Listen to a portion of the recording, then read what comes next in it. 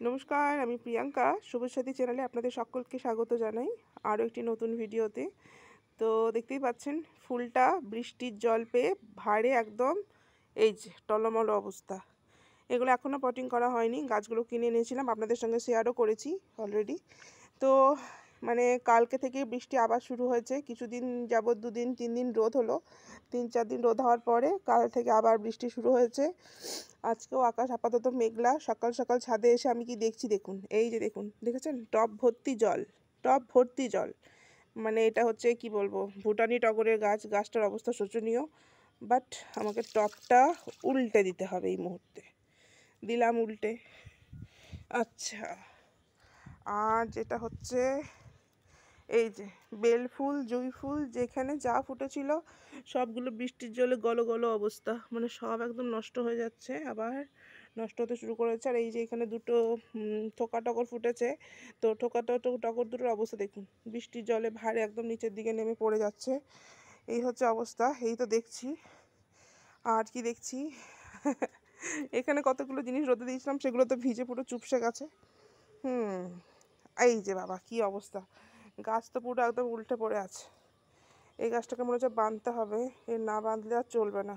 মানে এমনিতেই ফুলগুলো একটু গুটি গুটি টাইপের হয়, তো এই জন্য একে সবাই বোতাম ফুল বলে। তো এই যেটা অবস্থা সেটা হচ্ছে এটার জন্য না, মনে হচ্ছে ফুলের ভারে বৃষ্টির জল পেয়ে গাছটা পড়েই তো গেছে, এটাকে বাঁধতে হবে ইমিডিয়েট। তো এই ব্যাপার। আচ্ছা, রেইন লিলিতে এখন ফুল নেই, তাই দেখানোর কিছু নেই। আচ্ছা, এই অবস্থা। তবে যেটা ভালো সেটা হচ্ছে আঙুর গাছটা ভীষণ সুন্দর গ্রোথ হচ্ছে। আর দোলন চাপা গাছেও প্রত্যেকটা সিডস থেকে ফুল ফুটতে শুরু করে দিয়েছে, দুর্ধর্ষ স্মেল নিয়ে। আর কি দেখছি, এই যে এদিকে সব ফুল টুল ফুটছে, টুকটাক করে ফুটছে, এদিকটাতে তো সব ফুল ফুটেইছে। আর এই আমলকি গাছটাতে আপনারা সবাই জানেন, এই আমলকি গাছটাতে এত মিলিবাগ হয়েছিল, এত মিলিবাগ হয়েছিল, ওষুধ দেওয়ার পরে সব পাতাগুলো খসে পড়ে গেছে। মানে তারপরে আবার বৃষ্টি জল পেয়ে মনে হচ্ছে একটু গাছটা পরিষ্কার হয়েছে, দেখে তো তাই মনে হচ্ছে। কি বলুন, আপনাদের কি মনে হচ্ছে বলুন দেখি, একটু পরিষ্কার লাগে না? হ্যাঁ, একটু পরিষ্কার লাগছে। এই হচ্ছে ব্যাপার। ড্রাগনে এখন কি আপডেট দেবো, ড্রাগনে এখন নতুন করে আর কোনো ফুল টুল আসেনি। সেই ফল হয়েছিল, আর একটা ফলও নিচের দিকে ধরে আছে, আপনাদের দেখাবো। আর তারপরে এখনও পর্যন্ত কোনো ফুল আসেনি। আমি অলরেডি মিক্স খাবার দিয়েছি, মানে মিক্স খাবার দেওয়া হয়েছে, হ্যাঁ, মাটিটা খুশিয়ে। তারপর থেকে বৃষ্টি শুরু হচ্ছে, এখন 2 দিন যাবৎ চলবে।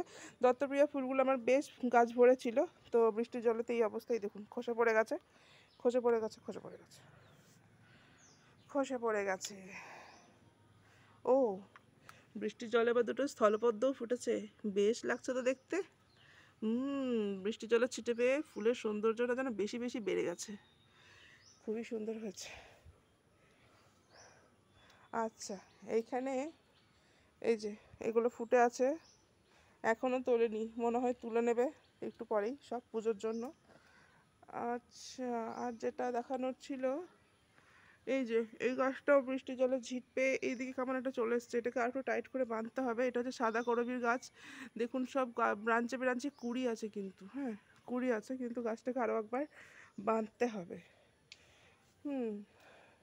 আর ওদিকে ওই গাছটাতে কোন দিকে যাচ্ছে আমি বুঝতেই পারছি না, ও ডিরেকশন উল্টো উল্টো দিকে নিচ্ছে, কোন দিকে যে ডিরেকশন নিচ্ছে। আচ্ছা, ড্রাগনটা দেখাই, ড্রাগনটা পাকলো নাকি দেখি দেখি। এই ফোনের মাধ্যমে আমিও দেখবো না, সে এতটা দূরে চলে গেছে, ও দেখানো যায় না। ওই যে, ওরে বাবা, ও এখনো পাকেনি। যদি মানে পেকে যেত তাহলে আপনাদের সামনেই তোলা হতো। বৃষ্টির জলে গাছপালাগুলো বেশ সুন্দর হয়েছে। মানে কিছুদিন আগে আমি খাবার দিয়েছি, মানে কি বলবো, স্প্রে নয়, মানে মাটিতে খুঁড়িয়ে আর কি।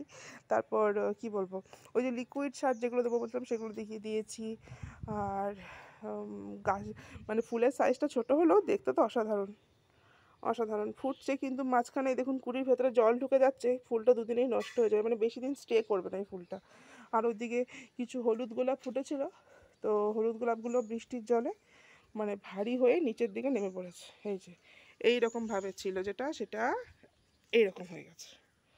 আচ্ছা, এদিকেও আর একটা আছে, আচ্ছা, ইয়েলো গোলাপগুলো, এগুলো আরও বড় হয়, শীতকালে আরও বড় হয়। আর এই যে সাদা গোলাপটা একসঙ্গে কতগুলো কুড়ি দেখুন ওরে বাবা, এইদিকেও ফুটে আছে।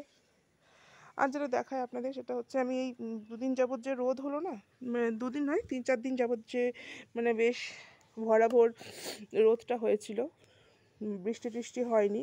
তো এর মধ্যে আমি যেটা করেছি, এই দেখুন, এটা হচ্ছে আমার কি বলবো, কসমস, ইয়েলো কসমসটা, ইয়েলো কসমসের ডাল থেকে কাটিং থেকে আমি ছোটো একটা গ্রো ব্যাগে চারাটা করেছিলাম কাটিং থেকে, তো সেটা একটা প্যাকেটে বসিয়েছি।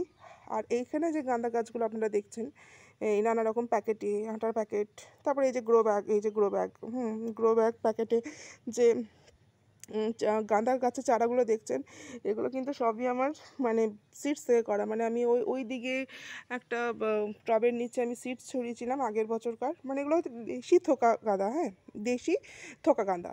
তো সেগুলো দেখলাম চারা উঠেছে জার্মিনেশনের পর। তো তারপর ওইখান থেকেই চারাগুলো নিয়ে এসে আমি মাটি তৈরি করে এই ছোটো ছোটো চারাগুলো লাগিয়েছি। মানে শুধুমাত্র ইনকা গাঁদা তো আমরা শীতকালে করি, তো ইনকা গাঁদা করলে তো আর হবে না, কারণ ইনকা গাঁদা মানে এত বড় হয় সাইজটা, ফুলটা, ওটা তো ঠাকুরের পুজোর জন্য তুলতে না ভীষণ মায়া লাগে। মানে আমার তো লাগে, আমি জানি না কার কী হয়, হয়তো শীতকালে অনেকেই হয়তো ওই ফুলে পুজো দেয়, যাদের এমনি সাধারণ এই মানে শীতকালে তো এমনি না, সাধারণ এই জবা, টগর, বেলি, এগুলো তো ডরমেন্সিতে চলে যায়। তো এই সময় তো ফুল, ওই সময় তো ফুল পাওয়া যায় না শীতকালে। তো সেই জন্যই আমি এই ধরনের গাঁদাগুলো না প্রচুর করি, যাতে আমি পর্যাপ্ত পরিমাণে পুজোর ফুলটা পাই। এই যেমন ধরুন এই লাল গাঁদা, এটা কিন্তু ফাইনাল পটিং নয়, এটা কিন্তু ছোট্ট একটা চারা। এই দেখুন আমি কাটিং থেকে চারাটা তৈরি করছি, এই দেখুন, ঠিক আছে। এরকমভাবে ওই দেখুন আরও আছে লাল গাঁদা, ছোটো ছোটো যে লাল গাঁদাগুলো হয়, এগুলো পুজোর জন্য আমার খুব কাজে লাগে। হ্যাঁ, পুজোতে একটু ফুলটা বেশি লাগে, সেই জন্য আমি এই ধরনের গাছগুলো করতে থাকি। তো আপনারাও যদি শীতকালে পর্যাপ্ত পরিমাণে ফুল পেতে চান, তাহলে এই ধরনের কিছু দেশি গাছও করুন। মানে এমনিতে তো শীতকালে প্রচুর ভ্যারাইটি গাছপালা মানে ফুলের গাছ আমরা সংগ্রহ করি নানা রকমের, কিন্তু ওইগুলো তুলে তো বলুন ঠাকুরকে দেওয়া মানে ভীষণ মায়া লাগে। মানে 2 মাসের জন্য তো, শীতের ফুল তো জাস্ট 2 মাসের জন্য না, তো 2 মাসের জন্য এত যত্ন করে গাছটাকে বড় করা, তারপর ফুল ফোটানো, সেটাও তুলে নিতে খুব খারাপ লাগে বলে আমি এই ধরনের গাছগুলো করি।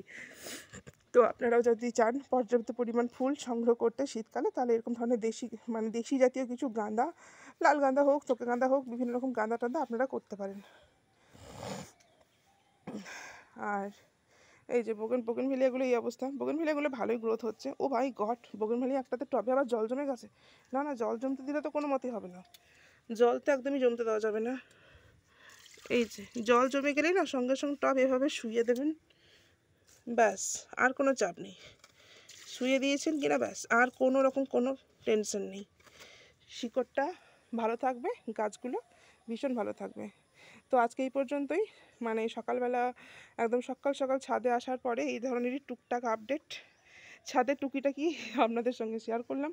এখন তো আর বিশেষ কোনো কাজ আমি করব না ছাদে সকালবেলা, তো এই টুকিটাকি কাজগুলো শেয়ার করলাম। আর ওই দিকে আটার প্যাকেটে যে মোরগচুটি গাছগুলো লাগিয়েছিলাম, ওগুলো কত লম্বা লম্বা হয়ে গেছে দেখেছেন, কতটা বড় হয়ে গেছে। এগুলো কিন্তু এখানেই থাকবে, এখানে ফুল হওয়ার পরেও আমি আপনাদের সঙ্গে শেয়ার করব, ঠিক আছে। তো আর ভিডিওটা লং করলাম না, আজকে এই পর্যন্তই। ভালো থাকবেন সবাই, নমস্কার।